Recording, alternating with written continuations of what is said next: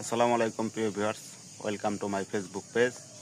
Ruhul Molla Facebook পেজের পক্ষ থেকে জানাই আন্তরিক শুভেচ্ছা অভিনন্দন।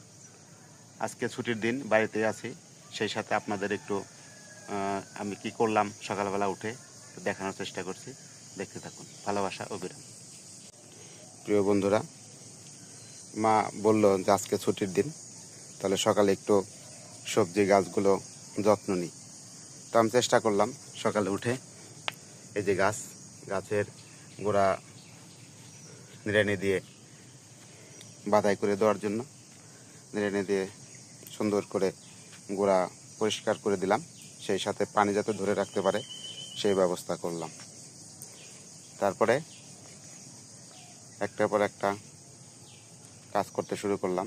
এখান থেকে গিয়ে আবার আমার কিছু লাগানো মেহগনির চারা ছিল, সেগুলোতে পানি দিলাম।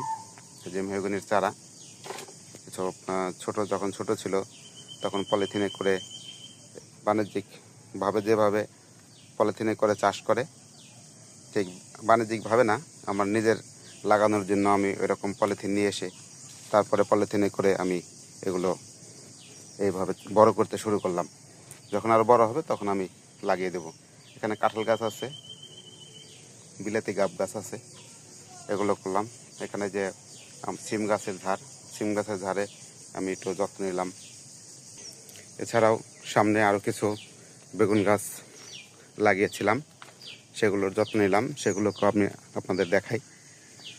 এই ছোট গাছগুলো ছোট ছোট অবাঞ্ছিত জঙ্গল হয়ে ঝাপটে ধরেছিল। সকালে থেকে কাজগুলো শুরু করেছি এবং প্রত্যেকটা গাছেই পানি দিয়েছি। কাজ শেষ করে আবার পানি দিয়েছি সুন্দর করে, যাতে গাছগুলো পর্যাপ্ত পরিমাণ পুষ্টিগুণ পায় মাটি থেকে। এরপরে প্রয়োজন হলে কিছু কীটনাশক দিতে হবে, যেগুলো পোকা যাতে গাছ নষ্ট না করতে পারে, সেক্ষেত্রে খেয়াল রাখতে হবে।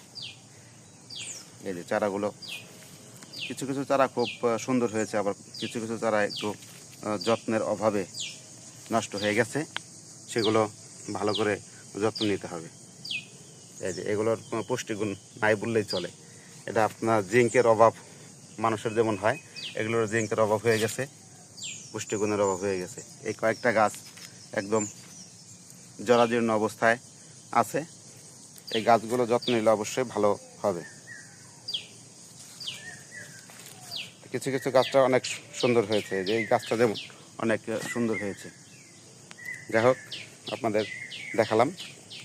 এটা আপনার বাড়ির মধ্যে সবজি বাগান করেছি, এই সবজি বাগানগুলো আপনাদের ঘুরে ঘুরে দেখালাম।